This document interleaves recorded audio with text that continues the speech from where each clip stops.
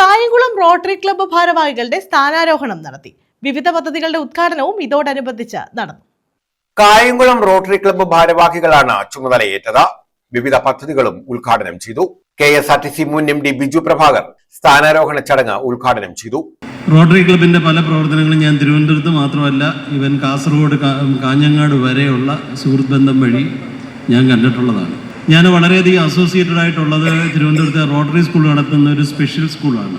എനിക്കിന്ന് ഞാൻ എൻ്റെ ഈ അടുത്ത കാലത്ത് ഇറങ്ങിയിട്ടുള്ള ഒരു പുസ്തകത്തിൽ പറഞ്ഞിരിക്കുന്ന പോലെ എനിക്ക് ഏറ്റവും വലിയ വിഷമം തോന്നുന്ന ഒരു കാര്യം, അല്ലെങ്കിൽ ഔദ്യോഗിക ജീവിതത്തിലൊരു നിരാശ തോന്നുന്ന ഒരു കാര്യം, ഈ സ്പെഷ്യൽ സ്കൂളുകൾക്കൊരു എയ്ഡഡ് സ്കൂൾ സ്റ്റാറ്റസ് കൊടുക്കാനായിട്ട് ഞാൻ എതിർത്തു എന്നുള്ളതാണ്. കാരണം സാധാരണഗതിയിൽ എയ്ഡഡ് സ്കൂൾ സ്റ്റാറ്റസ് കൊടുക്കുമ്പോൾ അവിടെ വൻ കോഴ വാങ്ങി ഓരോരുത്തരെ, പ്രത്യേകിച്ച് സ്പെഷ്യൽ സ്കൂൾസിൻ്റെ കാര്യം വരുമ്പോൾ ഈ കോഴ കൊടുക്കുന്നവരൊന്നും കുട്ടികളുടെ മലവോ മൂത്രമോ ഒന്നും കോരാൻ തയ്യാറാകത്തില്ല. സ്പെഷ്യൽ സ്കൂൾസ് എന്ന് പറയുന്ന സ്കൂളെന്നുള്ളൊരു പേര് മാത്രമേ ഉള്ളൂ. അതിലൊക്കെ റോട്ടറിയുടെ തന്നെ കാഞ്ഞങ്ങാട്ടും ഇവിടെയൊക്കെ ആണെന്നുണ്ടെങ്കിൽ ഞാൻ ഈ സ്കൂളുകളുമായിട്ടൊക്കെ നിരന്തരമായിട്ട് ബന്ധപ്പെട്ടിട്ടുള്ള ഒരാളാണ്. പ്രസിഡന്റ് ഉമാധരൻ അധ്യക്ഷത വഹിച്ചു. DYSP T ബിനുകുമാർ മുഖ്യപ്രഭാഷണം നടത്തി. ഐക്യരാഷ്ട്ര സംഘടന അംഗീകരിച്ച 193 രാജ്യങ്ങളുണ്ട്. ഈ 193 രാജ്യങ്ങളിൽ ഏറ്റവും ബൗദ്ധികതയുള്ള, ഏറ്റവും ബുദ്ധിയുള്ള ജനത താമസിക്കുന്നത് നമ്മുടെ ഇന്ത്യയിലാണ്. ഇന്ത്യയിൽ 28 സംസ്ഥാനങ്ങളിൽ ഏറ്റവും ബൗദ്ധികതയുള്ള ജനത താമസിക്കുന്നത് നമ്മുടെ കേരളത്തിലുമാണ്. 1951 ഒന്നാം പഞ്ചവത്സര പദ്ധതി ആരംഭിച്ചപ്പോൾ നമ്മുടെ ലൈഫ് സ്പാൻ അല്ലെങ്കിൽ ആയുർദൈർഘ്യം എന്നറിയപ്പെടുന്നത് പുരുഷന്മാരുടെ 52 വയസ്സും സ്ത്രീകളുടെ 53 വയസ്സുമായിരുന്നു.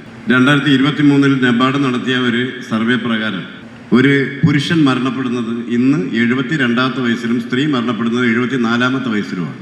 അതായത് 1951 നിന്ന് 2026 ആയപ്പോഴേക്കും നമ്മുടെ ലൈഫ് സ്പാൻ 20 വർഷം കൂടി.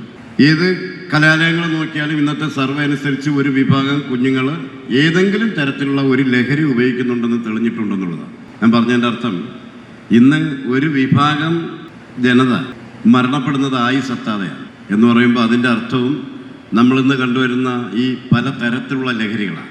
ഇത്രയും അധികം വിദ്യാഭ്യാസം നമ്മൾ നേടിയിട്ടുണ്ടെങ്കിലും നമ്മൾ മനസ്സിലാക്കേണ്ട ഏറ്റവും പ്രധാനപ്പെട്ട വസ്തുത, നമ്മൾ അതിൽ നിന്ന് മാറിപ്പോകും.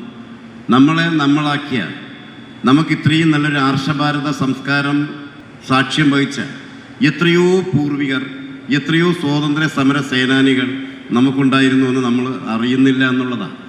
വിവിധ പദ്ധതികളുടെ ഭാഗമായി 10 വിദ്യാർത്ഥികൾക്ക് സൈക്കിളും ഗവൺമെന്റ് ബോയ്സ് ഹയർ സെക്കൻഡറി സ്കൂളിന് ഡിജിറ്റൽ ക്ലാസ് റൂമും നൽകി. 3 കുടുംബങ്ങൾക്ക് വീട് നിർമ്മിക്കുന്നതിനുള്ള ഫണ്ടും കൈമാറി.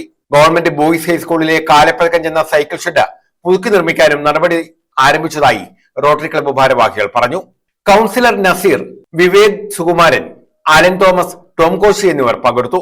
പ്രസിഡന്റായി ആലൻ തോമസ്, സെക്രട്ടറിയായി ടോം കോശി, ട്രഷററായി അനു ടി ചെറിയാൻ എന്നിവരാണ് ചുമതലയേറ്റത്. ഇന്ന് റോട്ടറി ക്ലബ്ബ് ഓഫ് കായംകുളത്തിന്റെ പ്രസിഡന്റായി ചുമതലയേൽക്കാനുള്ള ഈ മഹത്തായ അവസരം ലഭിച്ചത് എൻ്റെ ജീവിതത്തിലെ അത്യന്തം അഭിമാനകരവും ഉത്തരവാദിത്വപൂർണമായ ഒരു നിമിഷമാണ്. ഈ വിശ്വാസത്തിനും സ്നേഹത്തിനും പിന്തുണയ്ക്കും ക്ലബിലെ ഓരോ അംഗങ്ങൾക്കും ഞാൻ ആത്മാർത്ഥമായി നന്ദി അറിയിക്കുന്നു.